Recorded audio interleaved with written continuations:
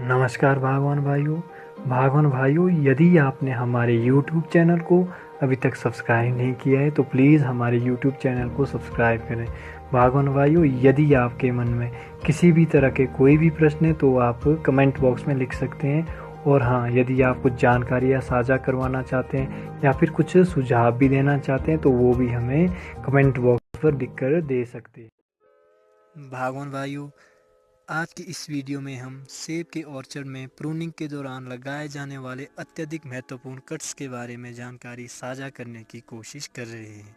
हम आज विशेष रूप से फ्लश कट, जिसे रिप कट भी कहते हैं, और कॉलर कट और स्टब कट से पौधों में होने वाले नफ़े व नुकसान के साथ साथ इन कट की विधियों और सावधानियों से संबंधित जानकारी को साझा करने की कोशिश करेंगे, जिन कट्स के साइंटिफिक रिजल्ट के बारे में हमारे अधिकतर बागवान भाई अनजान भी हो सकते हैं। बागवान भाइयों, सेब की बागवानी विज्ञान के साथ साथ एक कला भी होती है।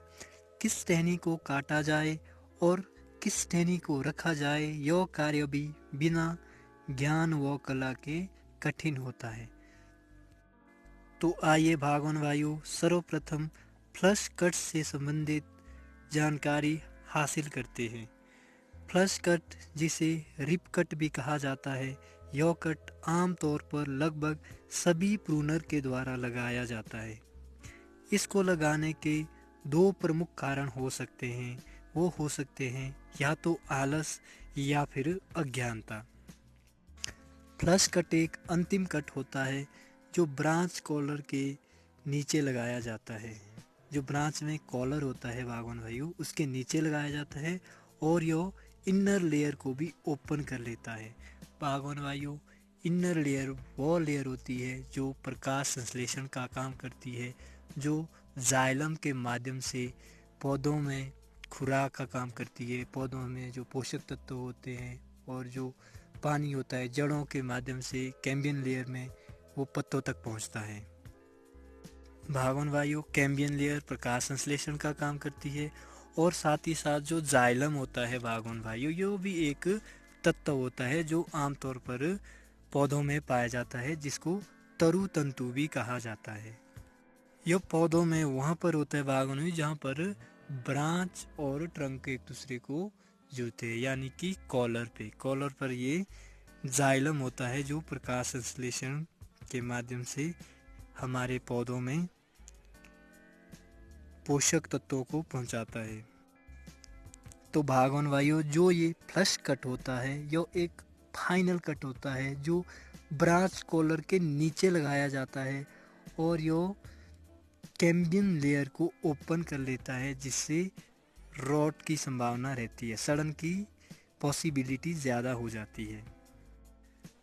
तो आइए बागवान भाइयों, अब फ्लश कट से होने वाले नुकसान के बारे में थोड़ी बहुत जानकारी हासिल कर लेते हैं। Flush cut removes chemical zones. पहला इसका नुकसान है कि यह केमिकल जोन को, जिसको नेचुरल प्रोटेक्टिव जोन NPZ भी कहते हैं, इसको रिमूव कर लेता है। बागवान भाइयों, NPZ एक ऐसी लेयर होती है जो घाव को भरने में सहायता प्रदान करती है। डीके इन काउजिंग ऑर्गेनिज्म। बागवान भाइयों, फ्लश कट का यह दूसरा नुकसान है। जो सूक्ष्म जीव पौधे के विकास में योगदान देते हैं, उनमें भी इस कट के कारण कमी आ जाती है। बागवान भाइयों, इसका तीसरा जो कारण है वो है कैम्बियन लेयर का ओपन हो जाना। कैम्बियन लेयर, जिसके माध्यम से सेब प्लांट्स में चलता है, उसे कहते हैं, और यह ओपन हो जाती है और इसके माध्यम से फिर जो हमारा सड़न है, रॉट है, उसकी संभावना भी बढ़ जाती है। बागवान भाइयों, फ्लश कट का एक और नुकसान भी हो सकता है, जिसे कैविटीज़ कहते हैं। कैविटी भी प्राय फ्लश कट का परिणाम स्वरूप ही होता है। कैविटी एक खाली स्थान होता है जहाँ पर फफूंद प्लांट के हेल्दी मटेरियल को सड़ाने का काम करते हैं। बागवान भाइयों, अगर हम कैविटीज़ से निजात पाना चाहते हैं तो हमें प्रभावित हुए मटेरियल को हटाना होता है, जो मटेरियल सड़ा हुआ होता है उसको सावधानी पूर्वक हटाना होता है। जब भी सड़े हुए मटेरियल को हम हटाते हैं तो इस बात का हमें विशेष ध्यान रखना होता है कि जो लिविंग टिश्यू होते हैं वो इससे प्रभावित ना हो। अगर ऐसा हुआ तो भागवन वायु हीलिंग प्लांट और ज़्यादा प्रभावित हो जाएगा। और हमें साथ ही साथ गैप को चौपट्टी या पेस्ट से भरना चाहिए होता है। भागवन वायु इसी के साथ साथ बहुत सारे नुकसान हो सकते हैं हमारे प्लांट्स को फर्स्ट कट के परिणाम स्वरूप, जैसे disordered wood, decayed wood, wet wood, resin pockets, cracks, may cause injury, canker हो सकता है। और साथ ही साथ यह हमारे पौधे की ग्रोथ को धीमा कर लेते हैं। और भागवन वायु इसके साथ ही साथ इनसे फंगस या फिर इंसेक्ट को बढ़ावा मिलता है। फ्लश कट्स भागवन वायु जो घाव होता है उसको भरने में प्लांट्स में स्ट्रेस डालता है, फोर्स डालता है, जिसके परिणाम स्वरूप हमारा प्लांट्स जल्दी से जो घाव होते हैं उनको हील नहीं कर पाता है।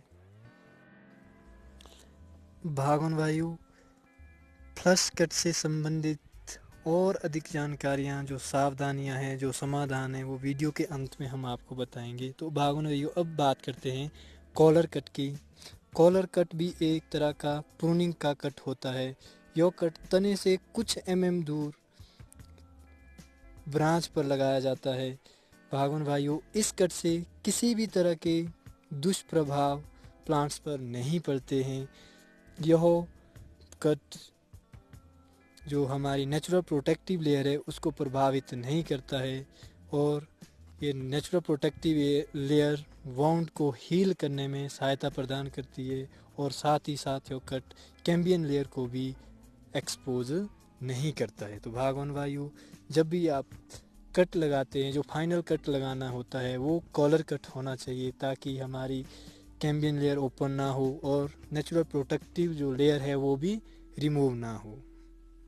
भागवन वायु बात करते हैं समाधान की, तो आप सभी से हमारी यही रिक्वेस्ट रहती है कि इस तरह के फ्लश कट ना लगाएं। अगर कहीं गलती से इस तरह के कट्स लग भी जाते हैं तो इन कट्स का समाधान आप चौपट्टी या पेस्ट का प्रयोग करके ही करें। भागवन वायु बाज़ार में मिलने वाला प्लांट पेंट्स या फिर वाउंड हीलिंग सील्स है का प्रयोग ना करें। भागवन वायु जो इसमें डेड सेल्स होते हैं उनको पूरी तरह से रिमूव कर लें। अगर कैंकर हो गया है तो प्रभावित भाग को भी रिमूव करें और वहाँ पर भी चौपट्टी या पेस्ट का प्रयोग करें। जब भी इस तरह के कट लगाए जाते हैं तो इनका ट्रीटमेंट करते समय हमें बहुत ही महत्वपूर्ण सावधानियों को ध्यान में रखना होता है। कुछ लोग फ्लश कट के वाउंड ड्रेसिंग सील का प्रयोग करने की सलाह देते हैं। जो वाउंड्स होता है उसको हील करने के लिए वाउंड ड्रेसिंग सील का प्रयोग करने की सलाह देते हैं। लेकिन भागवन वायु इस पर किए गए अध्ययन से पता चल रहा है कि वाउंड ड्रेसिंग जो ट्री पेंट्स होता है इससे एक अनहेल्दी प्लांट्स का निर्माण होता है। वाउंड ड्रेसिंग सील में मॉइस्चर होता है जो घावों में बचे हुए सूक्ष्म जीवों को, जो टिश्यूज़ होते हैं, उनको ख़त्म कर लेता है और उनके खात्मे के लिए एक उपयुक्त वातावरण का निर्माण भी ये वाउंड ड्रेसिंग सील करती है। भागवन वायु प्रूनिंग पेस्ट या फिर वाउंड ड्रेसिंग सील घाव को भरने की प्रक्रिया को और धीमा कर देती है। और साथ ही साथ ये जो हमारे प्लांट स्किन के निर्माण के लिए हेल्दी टिश्यूज़ होते हैं उन्हें भी डैमेज कर देते हैं। भागवन वायु पौधे में सेल्फ डिफेंस सेल्स होते हैं, ठीक उस तरह जिस तरह हमारे शरीर में वाइट ब्लड सेल्स होते हैं, श्वेत रक्त कोशिकाएं होती हैं। ये सेल्स वैसे ही कार्य करते हैं जैसे हमारे शरीर में वाइट ब्लड सेल्स कार्य करते हैं। की जानकारियाँ, जिसमें हमने इनकी विधियाँ, इनके नफ़े नुकसान के बारे में कुछ महत्वपूर्ण जानकारियाँ आप लोगों के मध्य साझा करने की कोशिश की है। भागवन वायु शीघ्र ही हम आप लोगों के मध्य केबलिंग, रिंग कट या फिर चौपट्टी या पेस्ट के बनाने की विधियाँ और नफ़े नुकसान से संबंधित एक वीडियो लेकर आएंगे। आशा करते हैं भागवन वायु आपको हमारी यह वीडियो पसंद आई होगी। वीडियो को अंत तक देखने के लिए आप सभी लोगों का तहे दिल से आभार।